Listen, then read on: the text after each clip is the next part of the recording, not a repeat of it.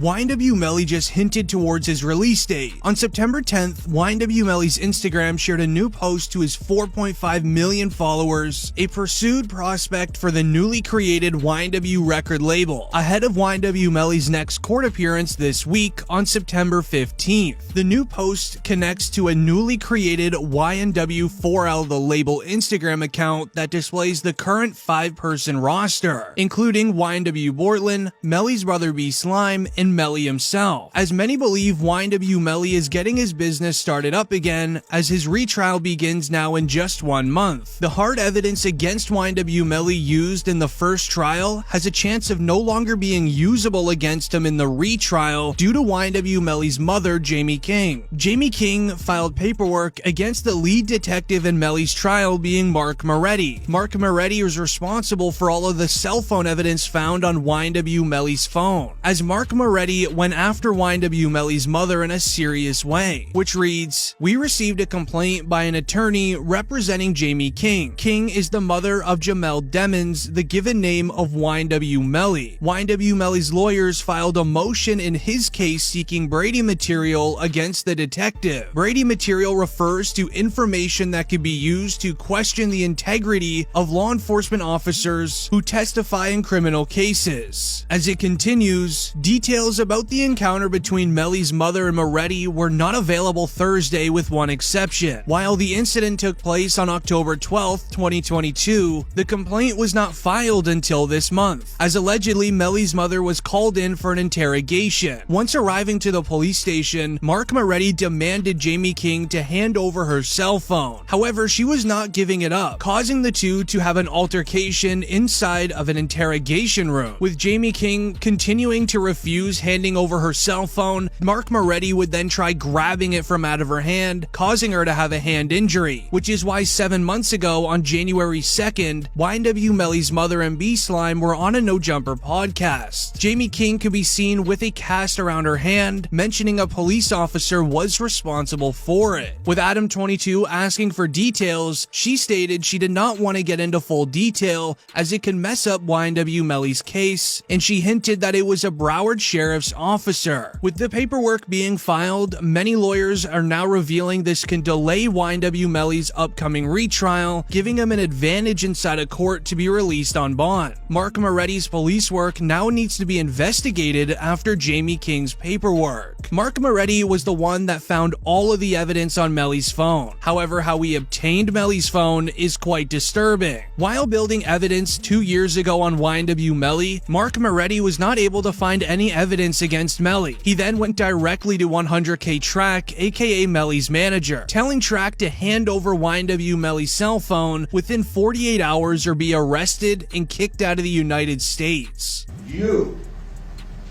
as a trained investigator,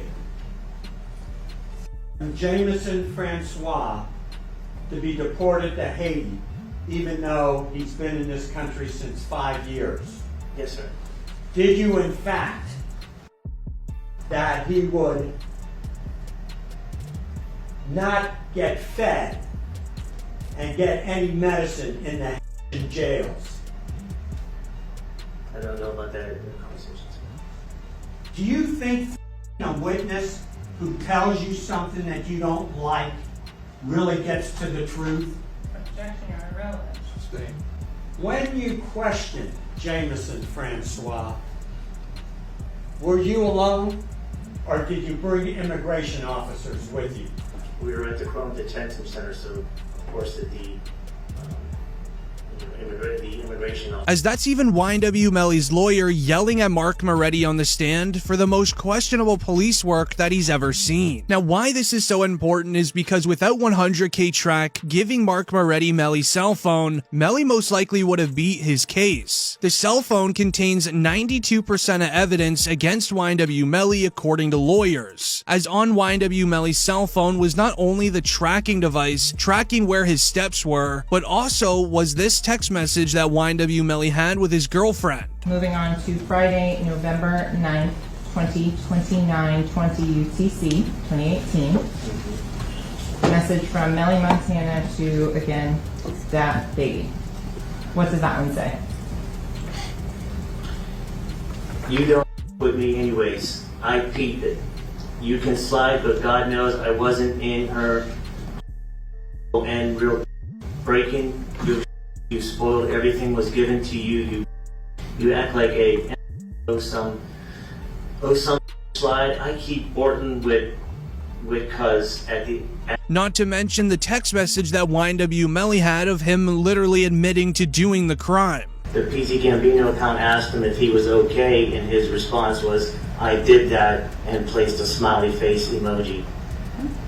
And the next message from 10/26/2018 at 16:02 from Eastern Standard Time. The YNW Melly account says what? After that, SHHHH. And could you please say and point on the right side of the screen exactly which part you're saying where the YNW Melly account says, "I did that"? I did that. This is the thread ID. This is the text. This is the author. And this is the recipient. Then you come down here, same thing. The ID is for the actual message, which is just specific that one message. Then the thread ID is the actual continuation of continuing message. Then while going through YNW Melly's notepad section on his iPhone, he would then find a saved Facebook Live video link of YNW Melly and Bortland's reactions 8 hours after the crime was done. You see him?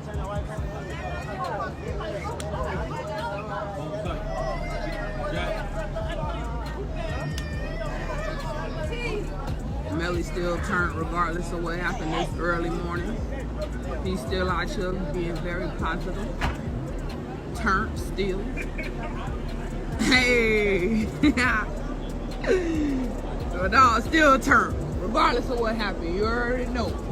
With this evidence not even being usable in the retrial, if Mark Moretti is found to be doing disturbing police work by a judge, YNW Melly's chances of being released are extremely high, considering on how the mistrial in the first trial was granted, as the first reason was YNW Melly's angry lawyer, raising some very good points on closing day when he was screaming over the fact that the jury had to make a decision on YNW Melly's life with little to zero evidence. And tell him that he's going to live life in the state penitentiary without parole or being on road. This is the investigation they want you to rely upon and say it's proof beyond and to the exclusion of every reasonable doubt? I guess so, according to them.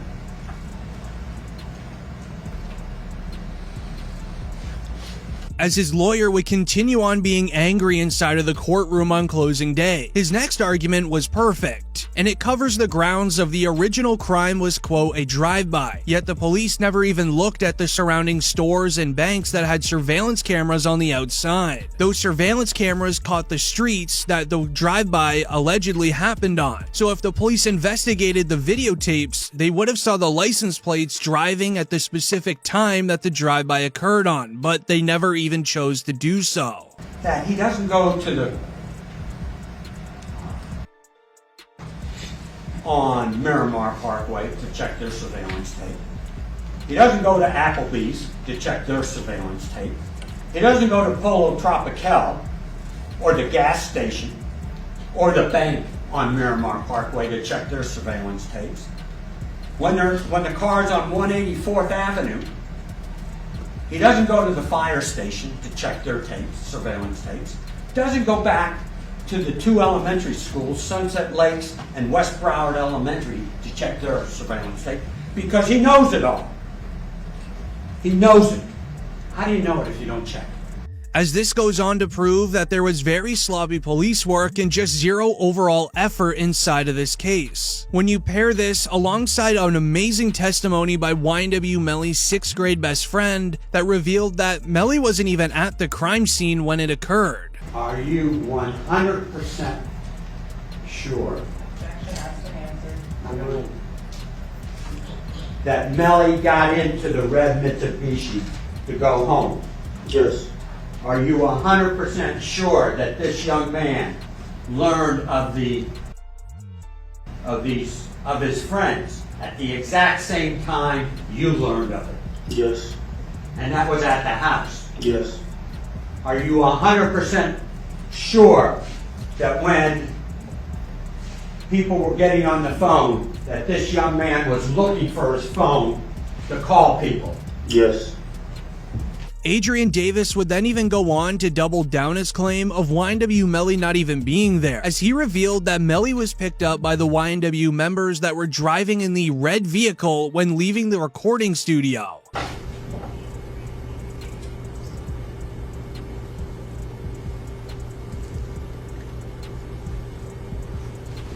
Excuse me, you're able to see?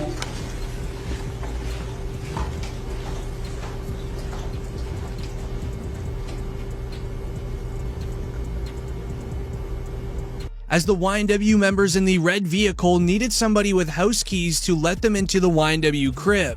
Okay, so the only two people you know who had a key to the house was this young man Yes. and Cortland Henry. Yes. Did you see this young man unlock the door of the house? Yes. Who was the last person to get out of the red Mitsubishi to go inside the house? Trayvon, he was in the cot still asleep. Did you see where Melly went? To his room. And where was his bedroom?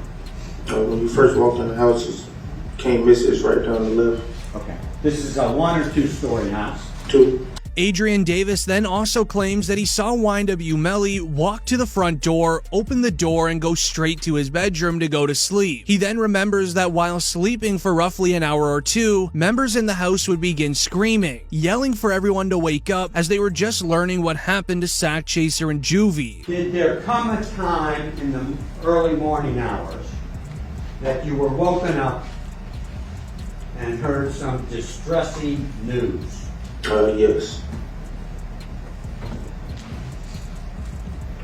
What did you hear?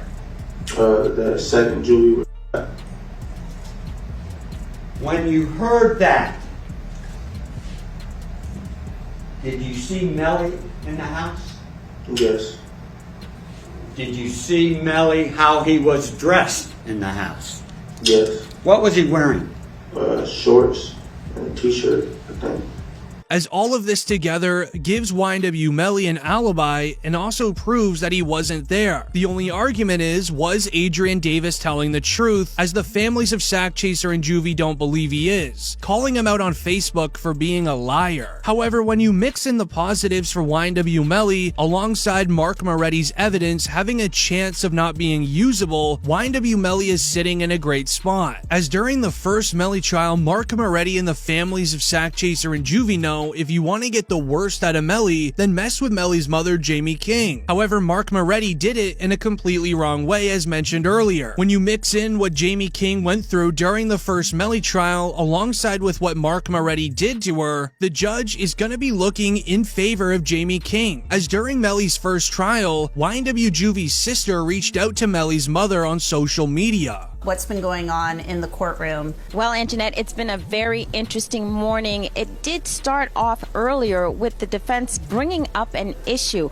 Apparently, Juvie's sister posted on, I guess, one of the social media outlets, and she said that she was going to Jamie King, and so that caused a big, issue in the courtroom. It wasn't anything that we got on tape, but it did happen this morning. It was on the record, and she has a bodyguard now, so that was one of the first issues that the court dealt with this morning. And it was interesting because the judge did basically say, if you needed more security, I can get it for you.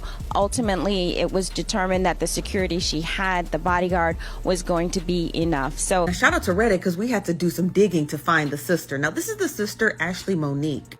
And let me show you the post that she had posted on Facebook, because, honey, it was quite the stir. So she posted a screenshot from Jamie King, YNW Melly's mother, and she said, "Pest control, who called about?"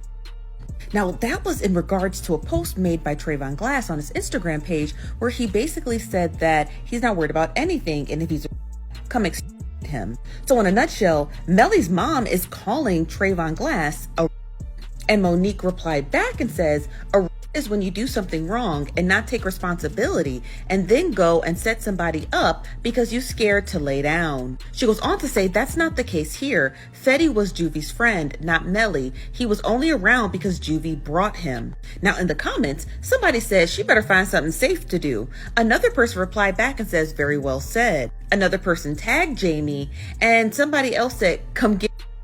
Now Ashley was in the comments and says she even has a bodyguard, child. Another person replied and says, yeah, she need one because she's talking like she's 200 pounds and she ain't even pushing 100. Now somebody else posted this and says she's going to need them because she in the wrong city talking.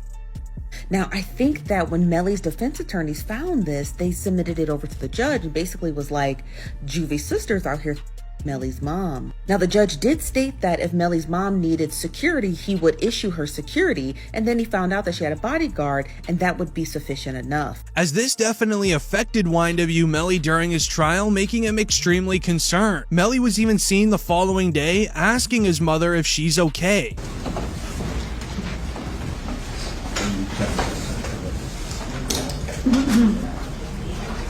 Sorry.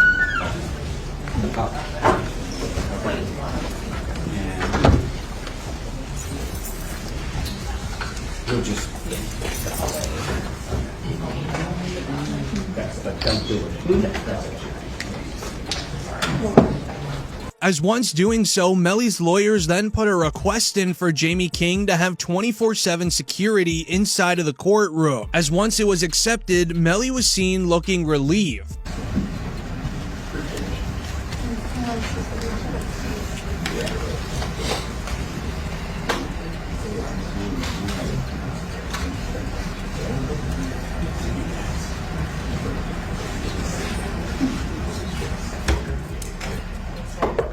As the situation became so bad, Boosie even had to share this during an interview. Okay, so then I met his mama while he was in. Oh, okay. I met his mom while he was in, and she real, bro. You know, she real. She's stressed out. I heard she had a. Yeah, she real, and I reached my hand out to him, cause I'm real. Yeah, I reached out to him, bro. I met his mom, and she a good woman, bro. And when I see them mamas like that, it remind me of what my mom was going through, bro.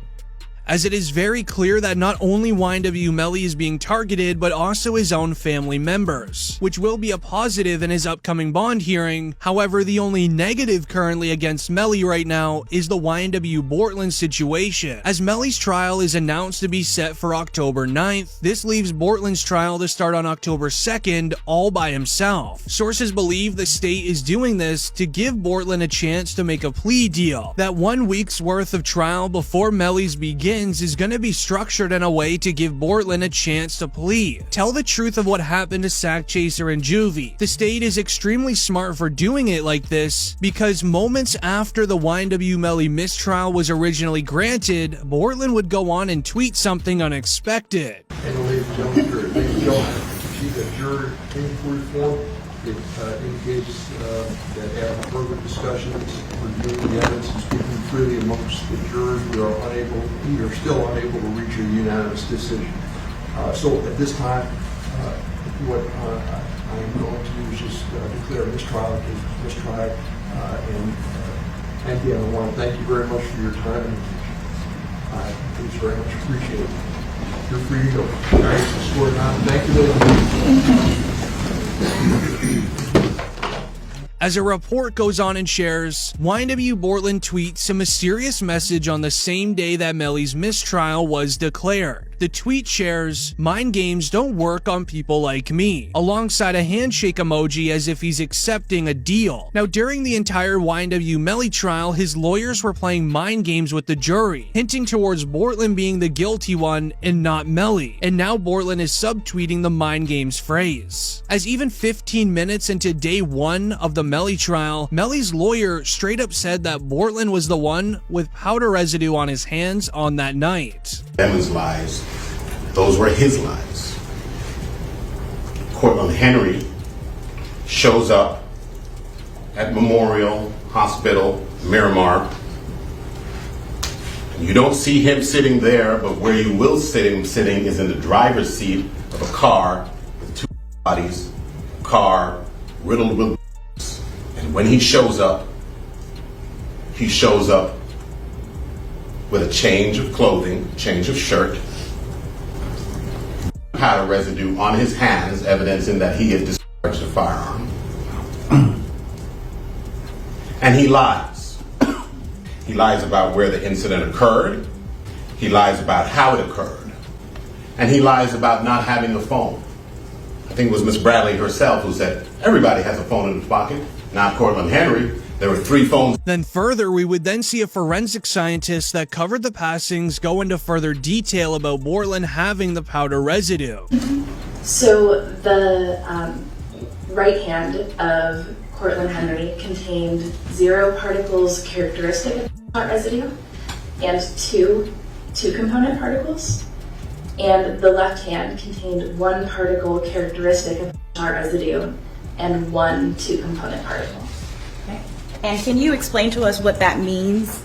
Basically, overall, there was powder residue present on the hands. With how YNW Melly's lawyers were treating Bortland during his own trial, there's going to be a chance of Bortland wanting to save himself, as this is when Bortland was then brought into the courtroom. Cortland Henry, Yes, sir, he's present.